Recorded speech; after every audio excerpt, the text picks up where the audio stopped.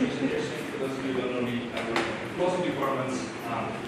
We have two speakers, both from Macquarie. The first is Colin Wastell, who's an associate professor in the psychology department, and Colin will be talking about responding to novel problems, complex emergent modularity, predictive processing.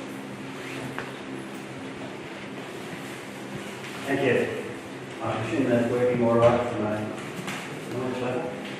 All right. I'd like to first of all pay particular compliments and tribute to my two associates on this project, that's Zoe Purcell and Stephanie Howarth. Just as a sideline, it's interesting trying to get pictures out of your associates. Okay. What I'm going to be talking about is basically some work we've been developing over the last 4 or 5 years and looking at thinking. Now, there's all kinds of ways we can define thinking.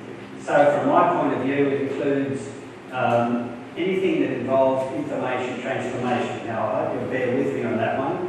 In a room full of philosophers, that can often be a bit of a tricky topic, but here we go. Problem solving, deciding, reasoning, creative thinking, analogical reasoning. All of these things involve some kind of informational transformation or utilisation. This project started for me anyway, and indeed for Steph, in the dual processes realm. And it's a model that's gained some prominence, though for those of you who were here Monday would have heard Andy give a little bit of a serve, which was interesting, as indeed I'm about to. But nevertheless, in many areas, it's turning up in textbooks in psychology, it's turning up in all kinds of different places, management science, all kinds of things talk now about dual systems, dual processes. However, it has been, I think, the subject of some pretty telling criticisms. And one of those criticisms was what's called the systems or processes interaction problem. If you had a fast system and a slow system, which one won the day in terms of winning out which decision or which piece of thinking would dominate? And some models were proposed for that from various proponents of this kind of approach, but they all sort of, there was a bit of argy-bargy amongst the various proponents of what were called the dual process interventionists or the other sorts of models. And so this was the genesis of a paper of mine. Now, it took 7 years and 3 journals to finally get it published. And so this is the paper. And it was a paper that came out in 2014 that actually explored the problem from what I call an emergent solution proposal. What I mean by that is that I think the ways in which we have been conceptualising thinking needed to be revised. They needed to be substantially changed because we ultimately end up with what I call the infinite regress problem. If we have one system supervising the other, what supervises the supervisor and what supervises the supervisor of the supervisor? And really, in dual process theories, the way it was developed, this problem wasn't handled particularly well. So the critiques of dual processes, just to give you a sort of background, I'm going to go through this reasonably quickly, were pretty much around the idea of the dichotomy, around the idea of how they interact, and in fact, Danny Kahneman, in his very well-received book, Thinking Fast and Slow, calls it a fiction, a convenient fiction. So even he, in titling his book, Thinking Fast and Slow, wasn't wedded to their actuality, but to some kind of convenient, descriptive metaphor that helps you describe the experience. A number of those who were much more outrightly critical included people like Gertie Gorenza from the Max Planck Institute, and people like Ari Klublansky, Magda Osman, and Roberts. So these guys actually are saying, no, there is no two systems, there's only one system, and they consist of general and sort of specific domain thinking activities. All right, so this is the sort of critique that was developing. But our approach has been to actually think there's an alternative, that we can incorporate some work from modularity theory into our understanding. Now, modularity theory, of course, gained some prominence with Jerry Fodor's work, but it goes further back than that to things like Chomsky's language acquisition apparatus or language acquisition device. I mean, I've heard it called both. And so, since about 1983, there have been a number of authors have taken up this issue, have taken up the issue of generality of modularity theory, and have talked about it in terms of development. Of course, these include people like Peter Carruthers, his very important book in 2006 called The Architecture of the Mind, and more recently his book in 2015 called The Centered Mind. They are avowedly modularist in their construction. Barrett and Kurzban's paper in 2006, and Barrett's very important book, I think, in 2015 called The Shape of Thought, and then followed by people like Mercier and Sperber, again a very recent book called The Enigma of Reason. So this body of scholarship has developed so that the idea of mental modules has in fact been developing, filling out, trying to answer a whole range of questions that were put to it by the singularist theory people, and yet at the same time answer and develop its own sort of contribution. Of course, remember that Fodor's initial work, and still is, as I understand it, avowedly at the lower level. He doesn't want to expand it beyond these what we might call fundamental or lower order brain processes. However, others have a different view. So let's just, for a moment, for those of you who might not be completely familiar with it, the essence of Fodorian modules is, in the sense, innate, so fixed and unalterable, information encapsulated, and mandatory. Now, those are three of the prominent features. There are others, but these are the ones that particularly interest me. So could they be applied to dual process models? Well, in fact, Keith Stanovich, in his book The Robot's Rebellion in 2004, thought they could be. And he, quite extensively in that book, describes how type 1 processes are modular in nature. In fact, he gives one of the most extensive lists of innate modules, 44 in total. Some of them are a bit sort of strange, but nevertheless, there it is, a list of 44 modules. So this seemed, to me, just sort of be a bit arbitrary. Why do the things we experience as type 1, intuitive, quick, sort of parallel processing, these are the words used to describe type 1 processes, not also be applied to, why couldn't modules be applied to type 2 processes, so deliberative thinking, effortful, sequential? Why not? What was the barrier? So having done a bit of thinking about that, I sort of came to the conclusion they would have to be slightly different. They'd have to be different sorts of modules. So as you can see there, they would have to be flexible and adaptive. They couldn't be innately fixed because human thinking is far too adaptive, far too, if you like, creative to simply be limited to some kind of past evolutionary context. So they could be constructed by learning processes in response to what I call consistencies in the environment. And this relates back to some other work that I'll talk about in a moment. And so out of this general idea that was presented in the 2014 paper came what I call the birth of the virtual module. Now, I was very interested when I read Andy's book to hear of him talking about soft modularity. Now, there's always a danger when you interpret someone else's ideas to your particular frame, so I'll be interested to hear if I've completely misconstrued Andy's interpretation. But I heard echoes of similarities between the sort of idea I was developing and the idea of soft modularity. Was I close? I think so, yeah. Good, okay, you can comment later if you like. So, this idea of a virtual module, I picked that term simply to distinguish it from innate modules. And so if we now start to look at it, virtual modules, in the way we're positioning ourselves, is flexible and yet information encapsulated. They're not innate, so they are highly adaptive in that sense that they respond to the context within which the person or organism, if you want to use that term, finds them. However, they are experienced as mandatory. That's really important. They might be the product of deliberative thinking, as in that's how they're generated. But once they're generated, they become automated. So Complex emergent modularity theory, as we are postulating it, talks in the non-modular, non-Fedorian type, based on a collection of virtual modules. And they might be in various stages of automation. So we're allowing for what we might call a variegation within the modular scene of human reasoning. So some are highly automated, do not require working memory. One of the issues in dual process theory that's quite prominent is this idea of the role of working memory. And I'll come back to that in a moment when I describe some specific work of Zoe, who's my PhD student, and some of the work she's been doing. And so, ones that are highly automated don't need working memory. Others, less automated, due to the amount of practice or the significance of the problem, might be less so. So we've got this variegation amongst them. So the issue then arises, how could this collection act coherently?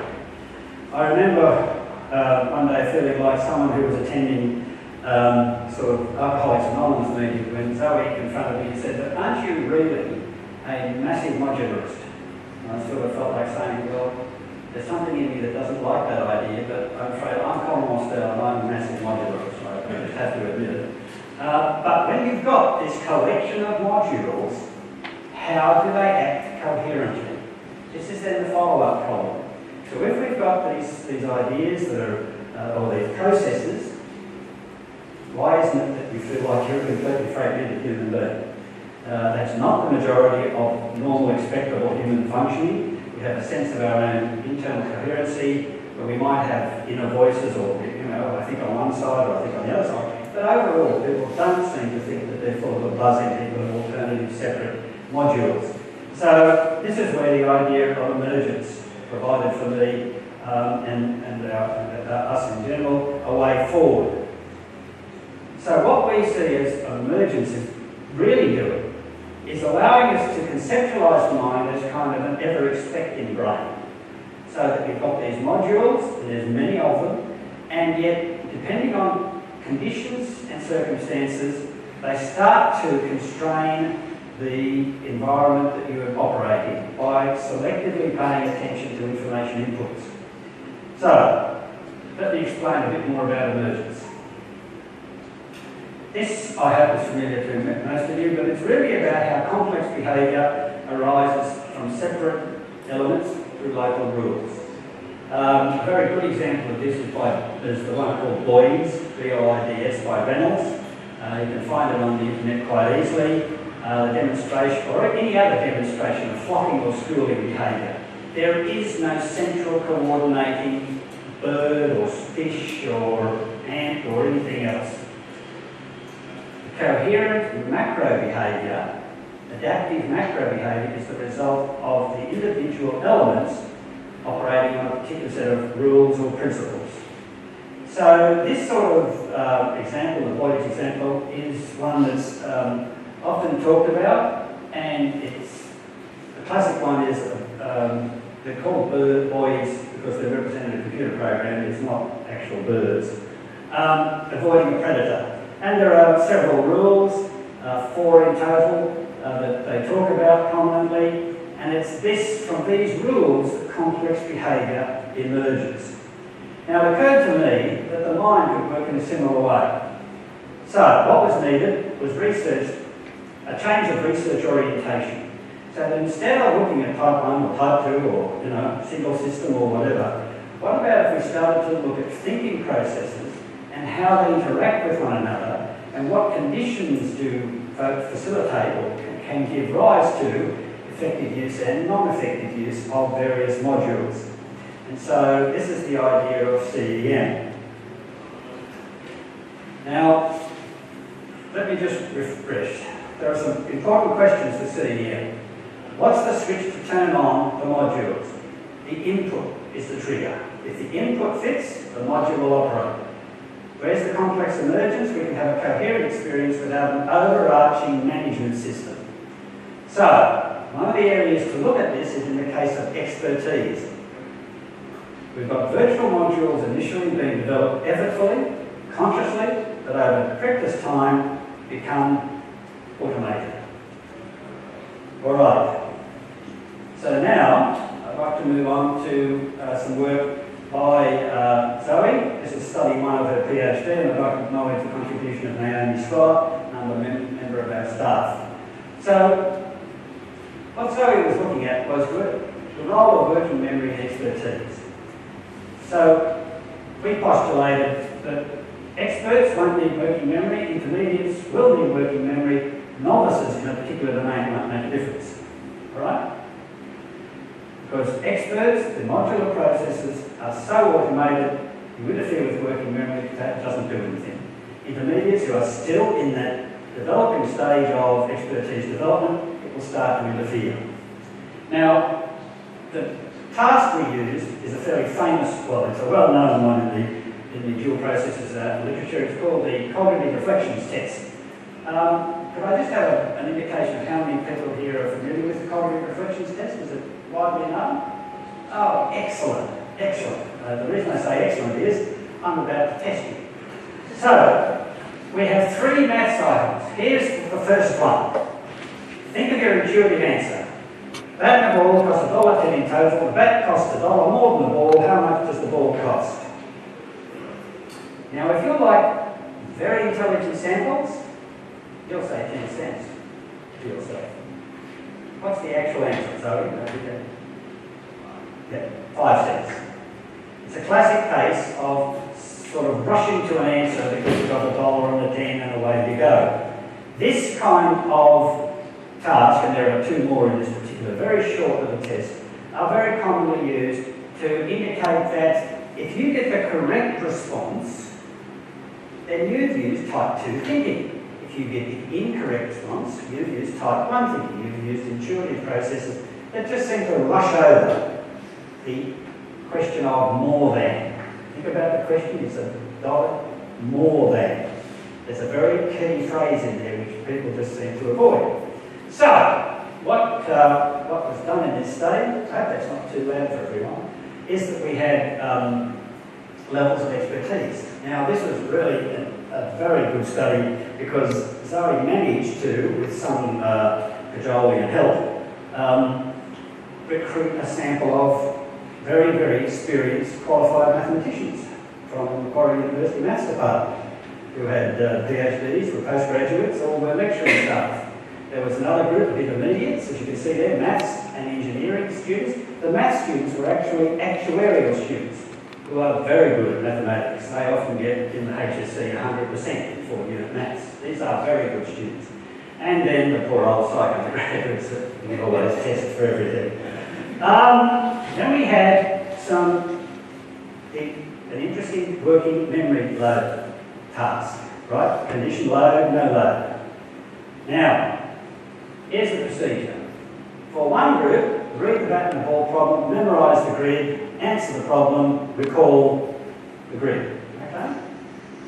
For the other condition, read the problem, memorise the grid, recall the grid, then answer the problem. So in one, there was, you had to keep in mind the load, the green squares, and then do the problem. Now, it's quite clear that I'm right brain dominant because I love this graph. And the reason I love this graph is I hope fairly evident immediately.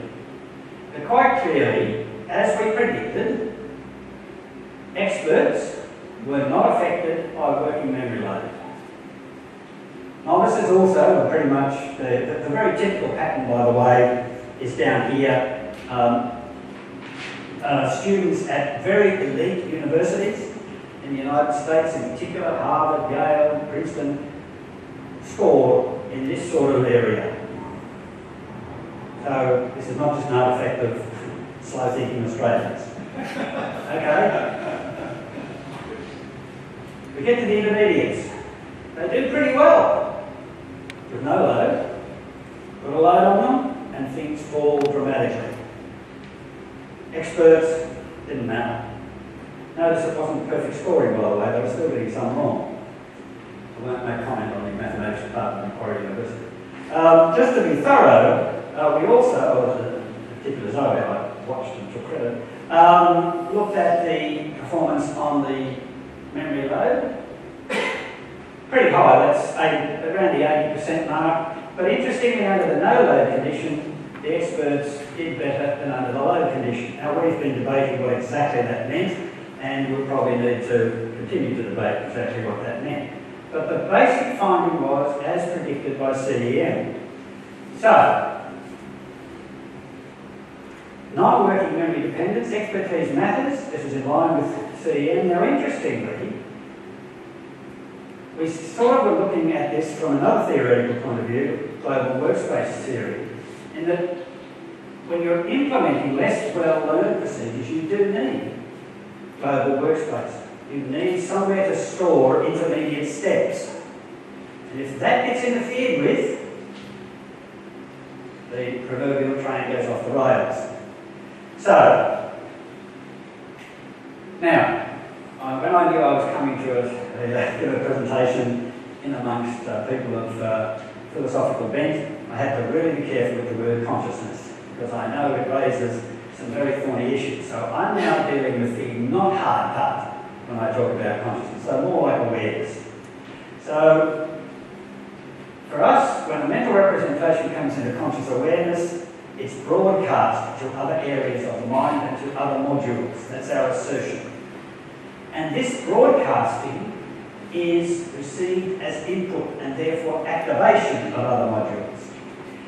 If the module will not suffice, broadcast can facilitate finding better ones, or what we call a transient combination for the situation. In other words, this is where the flexibility comes in. You start to go beyond just the narrows of an innate modular process to a combinatorial broadcasting method. So you can start to activate other learned processes depending on the information that's broadcast. So this is how we propose, or this is how we would assert, we handle novelty. Now, but how? How does it work? All right, now, unlike many other presenters so far at the conference, I'm not going to have a picture of the brain, but I am going to have a kind of visual representation of the mind. Okay, it's kind of got shapes around it. So, if we take the model in steps, basically we are saying that the mind consists of a set of modules, M1 to M whatever, however many. And that these modules are formed over time, over practice in consistent environments, and therefore they do take time to establish and time to, if you like, refine. Some modules may be more closely related to one another, so some maths modules might be closely related to each other, other sorts of modules. So there is this general structure. So let's think about how we view what happens to the sort of just everyday person's experience. Depending on the situation, depending on the social environment, depending on the physical environment, certain modules are more activated than others. It's not to say that the modules aren't there, but we've already created a situation in which by walking into, for instance, this room, there are a whole lot of social expectations. There are a whole lot of memory elements of people you know, people you don't know. All of that starts to, if you like, make predictions. And how those predictions work out is one of the important issues around how we then respond to unexpected turns of events in the particular circumstance. If, however, you're in an alternative situation, other modules might be, again, activated, and therefore they start to make predictions of the information that you're going to predict will be in the environment. So the root thing I'm interested in is how we then take this model and move it on to solving a problem. So if we encounter a problem in which it has information elements 1 to n, we then would say that those information elements will activate, let's say for argument's sake, module number 5. Right? And if it's the one that suits the problem, the way it goes. Let me take you back to the bat and ball. When I very first encountered that problem, because I have a background in mathematics, that was my first degree, the minute I saw that problem, I solved it algebraically. I just made 2 little equations, solved them, it's 5 cents. I didn't even think of the other answer, 10 cents, but somebody said, no, people say it's 10 cents. I said, really? And I think you'll find that if we go back, and I'm not an expert at mathematics now, that was so long ago, it was last century. If we go to our maths experts, I think they will have had sort of in chip, because many of them, we also asked them, by the way, when we talked to those maths experts, have you seen these problems before? Okay, so that it wasn't just a recall test from long-term or short-term memory. So, I think that there are certain automated processes that just happen, right? So if the module's there, it solves the problem, away you go. Everything is working fine. However, what happens if you hit a novel problem? In other words, one you've never experienced before. One that... I've moved them to the left, by the way, just to make room for what's coming. There's no sudden shift in the brain. You've got a novel problem, and it's got elements 1 to n, but there is no module. You've never experienced it before. What do you do? How do you respond to this novel situation? Well, in our theory, we're basically saying that this is where global workspace comes in. And it initiates a broadcast. You start to ponder, start to deliberate, you start to think effortfully. And in that process, you might start to draw up a whole range of possible modules that were somewhere related. And of course, from long-term memory, there's a whole lot of things that go into this process of handling the novel problem. Now, I'm not here saying that the answer is already in the head. This may involve quite an amount of conscious processing, of working out how to deal with it, of taking approximations. So this is where the consciousness and the processes that are effortful come into play. So what then happens, and you may also, by the way, when you've activated or some other modules, maybe what we might call in a minor way activated. In other words, this is the flexibility and interchangeability of modules, because they are constituted of more fundamental processes. When I mention processes, say in the maths context, I'm here thinking of, say, workplace terms like the Hans work on number sets, or things in the innate world, such as folk physics or theory of mind. I mean, these are more fundamental processes, some modules, some not. So what goes on is quite simply, we start to craft a new solution. Now the solution may be a one-off, but this new solution is going to be effortful, conscious and sequential. This is in particular homage to Stephanie, who always wants me to think of new processes, and this is type 2. Okay, this is where we experience thinking just as the pure process is described. It is effortful. When people are learning a new process at the start, it takes time, it takes effort, it takes focus, being exercised in it, whatever. Now, it may be that this will develop into a new module. If it's practiced enough, if the environment is consistent enough, it may not be. It may be a one-off that somehow resides in long-term memory. So, how does predictive processing, by the way, the other modules are still there, of course. So, when we start to talk of predictive processing theory, we have a view, and it's developed over quite a degree of discussion and interaction, both with each other and, fortunately, with Andy, that we talk about the mind as primarily hierarchical prediction machines. You can see there. Each layer attempting to predict the pattern of activity below it. When there's a mismatch, doesn't fit the prediction, error propagates. Error is one of the ways in which we get information propagation. Now, error is resolved either, as I said there, by finding a better prediction or changing the incoming information. So what if there's no appropriate prediction? What do we do? Is consciousness then required to generate what we call a transient prediction, some kind of approximation? These are some of the questions that we're now looking at. So, again, this is us asking the question, is error related to is how and why representation gains access to the global workspace? Is error, in a sense, the facilitator of these developments, of this change, of this new module, of us dealing with this novel problem? So, we're going on to this in two ways. his second study will be a replication study at one level, but also an attempt to, if you like, experimentally induce expertise and to get a better sense of where working memory plays a role. Why, one of the questions we have is why is working memory so important for intermediates, and whether this will gain access, what determines mental representation's access to working memory. Further on, what we've got are some questions, and this is what we might want to talk about after I'm finished, is that I talked earlier about some of these innate processes like number sense, like some of the innate modules, theory of mind. This idea of innate processes, we need to clarify that more. When we talk about studying this in populations of novices through to experts, is that an appropriate way of studying it? What do we mean by experts?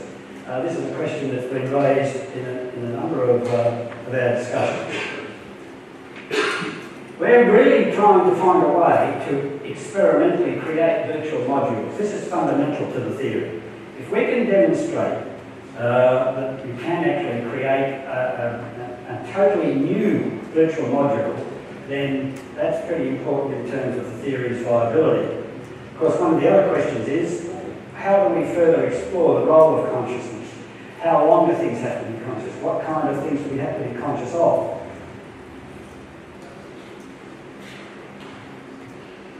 We've noticed here, is working memory a key factor in the operation of formation and consolidation? Because they're slightly different processes. Is consolidation dependent on working memory? This idea of novel problems still naturally interests us because we want to be able to demonstrate that if there isn't an appropriate virtual module, what kind of information constraints in the novel situations or problems most facilitate the development of new modules? And this is where error detection comes back into the scene, because we're saying that there might need to be a level of error. So remember I said there were information bits 1 to n? Well, what happens if you've got 10 information bits, for argument's sake, and you've got 6 present and 4 not present? Is that sufficient error to trigger a revision? Or doesn't it matter? If there's just one piece that's in error or different, does that trigger the process? Is there a threshold? Isn't there a threshold? And in our thinking, we've also been trying to think about error as, is it continuous, or is it dichotomous, or is it some kind of mixture? What kind of frame or characteristic does error have? So we're moving on to some specific research in this area, and we've put together a research program to test the elements. And in fact, last week we submitted the grant application, so we'll find out in the new year, I would imagine. It's a program that consists of 4 experimental themes. The first theme is an effort to create or generate virtual modules. These will be modules that will be totally new in the sense that they aren't simply something that reflects an already existent piece of knowledge on this planet. In fact, we're going to another planet, and we're creating in the minds of our experimental participants conditions that, whilst they might be similar to conditions on Earth, there are substantial differences that they then have to use to function in this new planet. So we're going to work with them over extended periods of time, training them, getting them to expertise level, and seeing how that goes. The second theme is modifying virtual module as a result of detecting error. Now this is feedback error. So again, this is a question about what type of error are we dealing with. And again, what we're trying to do here is to say, once you've detected some error in this thing you've automated, what kind of conscious processes come into play, what kind of processes in general. Remember, back to the back and ball problem, people intuitively come out with a 10-cent answer. So they know how to do maths, right? But they don't understand it within the context of the problem. So the third stream leads us onto the idea of the global broadcast. How can we manipulate that? How can we look at that and combine that with error in terms of what kind of effects does the global broadcast have if we restrict it? And then fourthly, how does global broadcasting actually work with virtual modules as they interact? So this is the kind of emergence problem. So we intend to expand this research program if we get on with it with some funding. But really the most contentious part at the moment for us is how to represent this emergence element. And in fact, at this time, my colleagues and I are doing a reply to a commentary on Wastell 2014. And the people have raised exactly this issue. The people writing the commentary have challenged us about this idea of emergence, and we're currently in the process of finalising that and sending it back to the editors. So let me take you through something that I hope it's very tentative. It literally came as a result of coming to this conference. But if we unpack the voids example, I think this could help us move forward with how do we get the emergence element operationalised. And so we've started to think about the idea of how does an individual bird survive? What does an individual bird or boy do to survive when it's not in a flock? Well, first of all, some of the rules still apply. So it still tries to avoid the predator. It still avoids the ground. These are two of the standard rules that work normally. But other rules don't apply. There's no flock to move towards the centre. That's one of the rules in the flocking behaviour or schooling behaviour that we see in these cases. So, but other rules take over, like flying in a jinking manner. I don't know if you've ever watched a bird trying to escape a predator, but one of the things they do is they change direction rapidly, because then the following bird has to adjust.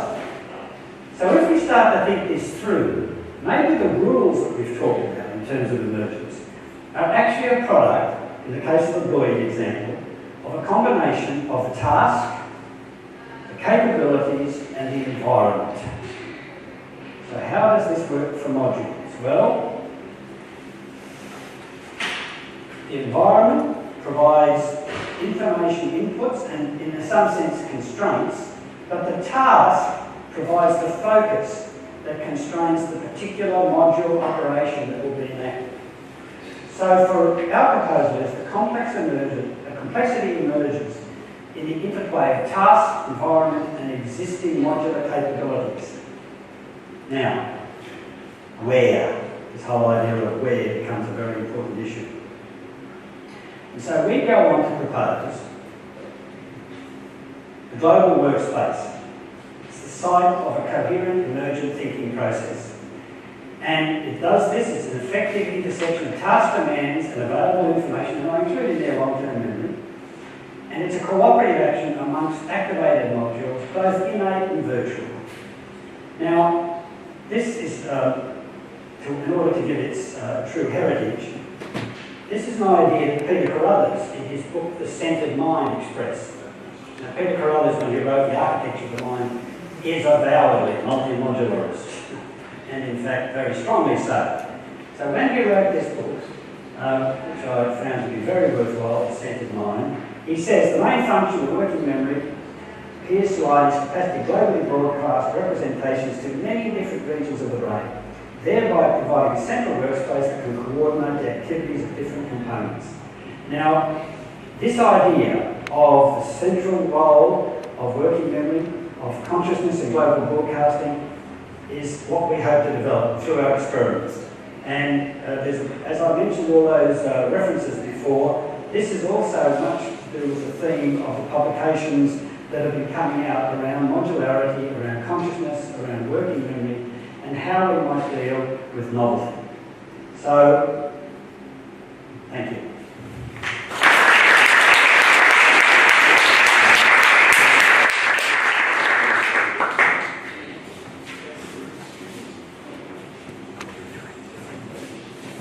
Thank you, Colin. I want to tell you about some of my development developmental psychological bodies, and bring an example back from 30 years ago that's attributed to me.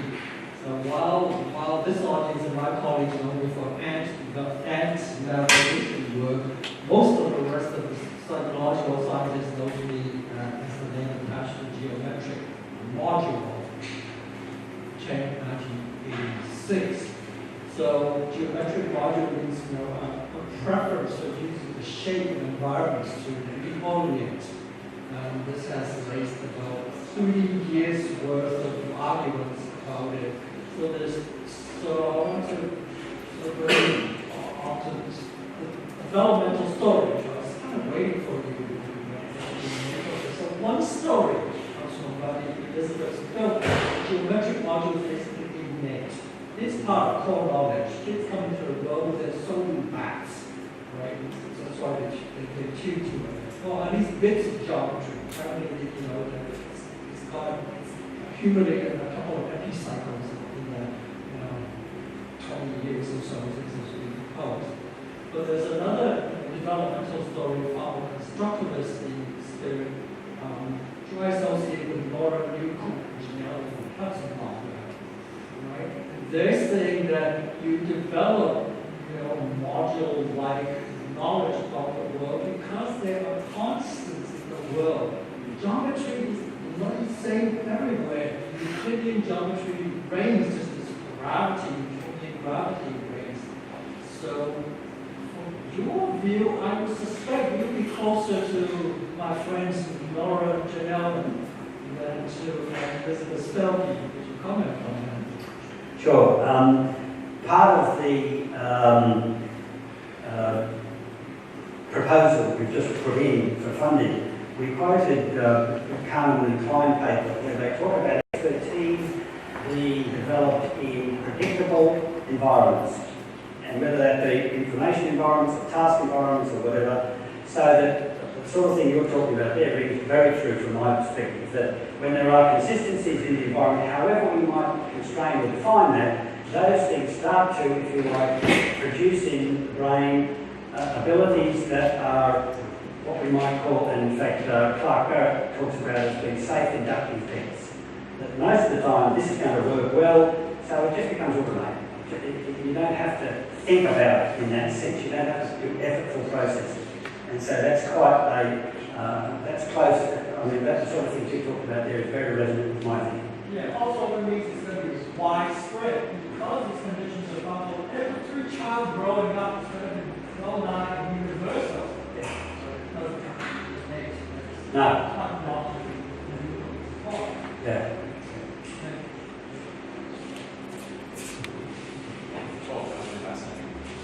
So my question really has to do with the difference between your model, which seems really close to like Bernard Barz's 1988 book, and someone like Stan Kahn's Global Neural Workspace.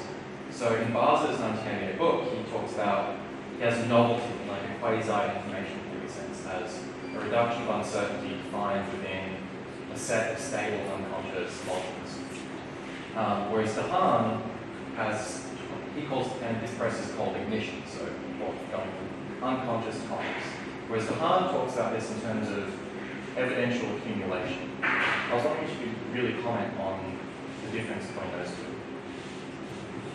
On the difference between Dehaene and Barr? Yeah, and the process of ignition or something becoming conscious.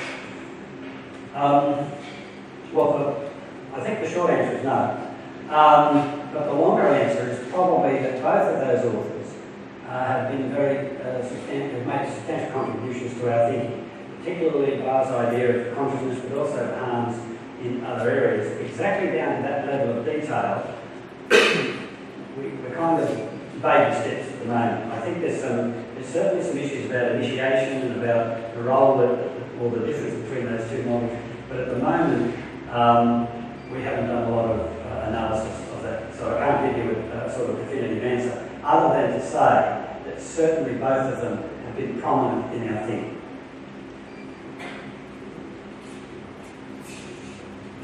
Thank you. I enjoyed your talk. I have two questions, if there's room for two questions. Yeah. Okay. So I was first wondering, because there is this studies which with the baseball bat and these kind of tests where they show that people actually get the right answer, when they also ask to estimate how many other people will get the right answer.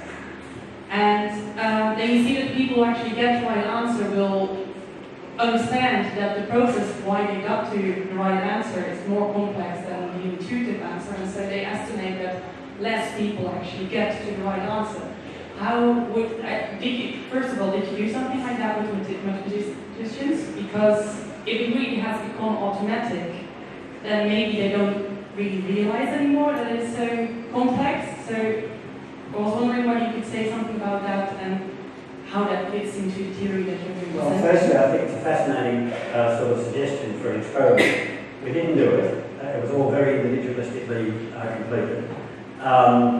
But I take your point that I think that the minute we get people to step outside their own mental frame, hence joining with others and thinking how others will do, I think we start to do what I would term a kind of deliberative incubation. I think we then start to use other perspectives. And this goes back to the difference between the ontological and formal logic in, say, something like some of the Wasson tests, where when people are doing it within a context, and in this case it sounds like a context of how others would do, the reasoning processes start to become more fine-grained, more, if you like, reflective. And that's one of the arguments that your process papers make about the fact that when you reflect on your thinking from some kind of frame, in this case other people, you often start to see the flaws, you often start to see it in your own thinking. So I can understand that being the experimental result,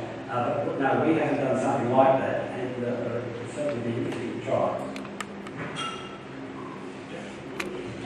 And the second question would be, because some people have been saying that if there is something like an innate module, that we can have some learning within. And I was wondering how are you going to tell in general within this module or with virtual models that you've been talking about, whether something will be a new module, so to say, or whether you have learning within, especially because we're now not talking about modules that were there from the very start, but they are generated and in that sense like that are flexible in some respect. That's an excellent question, and in fact this is one of the issues that we're very much at the beginning of. To what extent will the entire set of processes be newly created, or to what extent will there be some kind of combination of pre-existing parts with new parts? And so what we're doing in the proposed grant application is that we're going to try and create very contraindicated modular processes. In other words, processes that while might make sense once you train in them, they're not part of anybody's likely memory or experience, prior experience.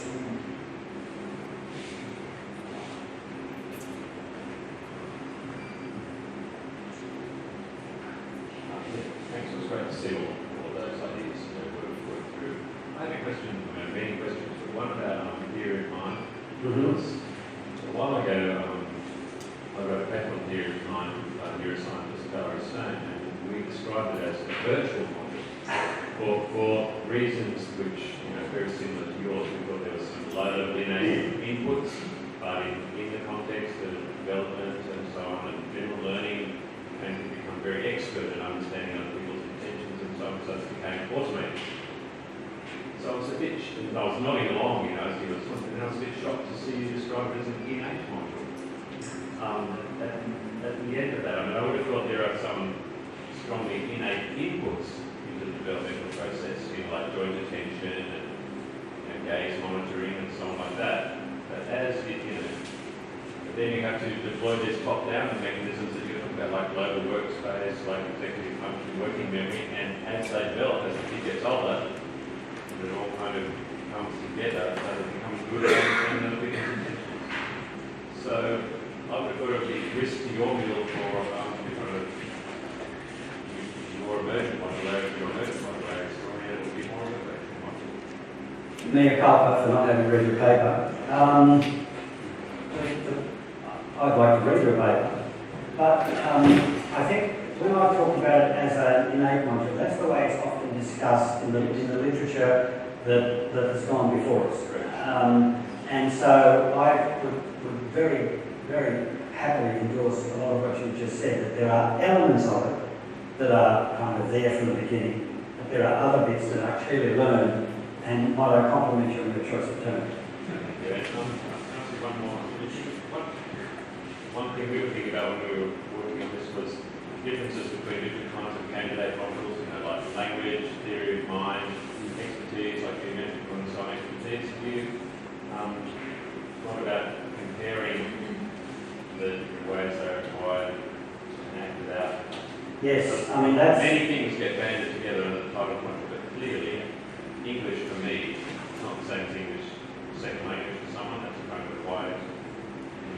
We are so early at the research program, so early into it, that I mean I think there are questions about what I would call degrees of virtual modularity across different functional areas. So this is an ongoing discussion that I think is very much relevant. Yeah.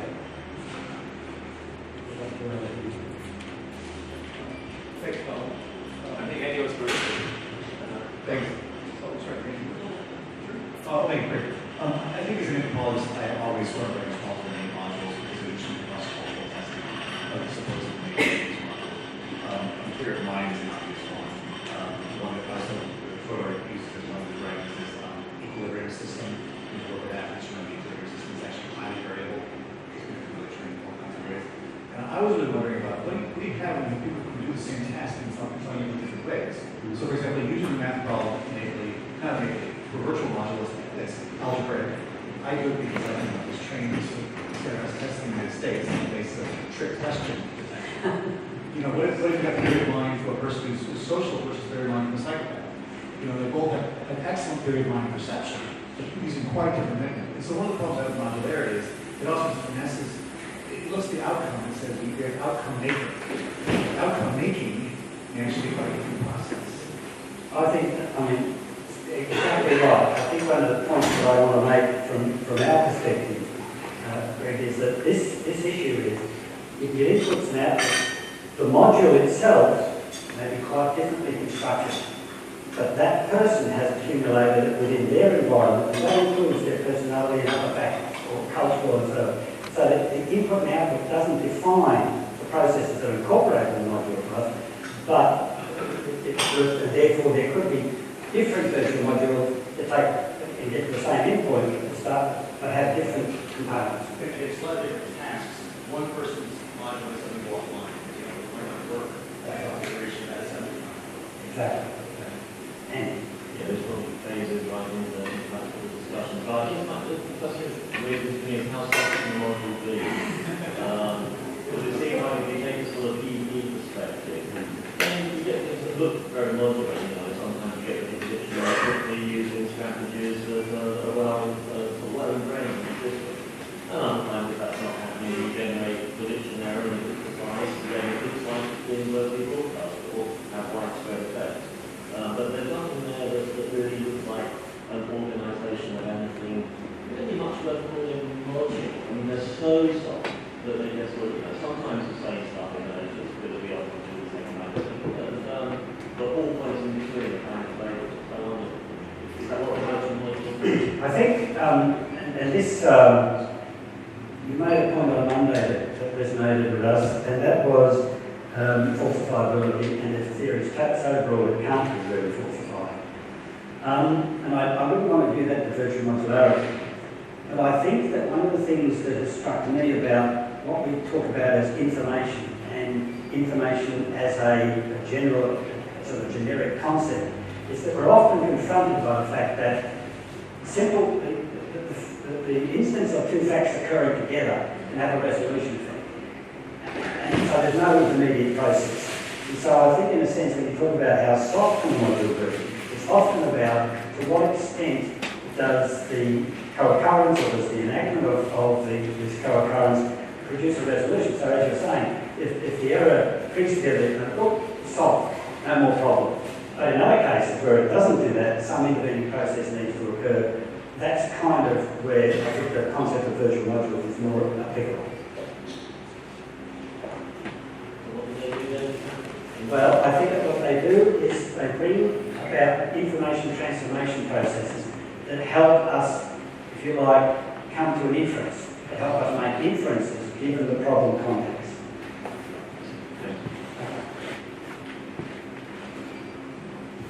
Well, thank you very much for your talk.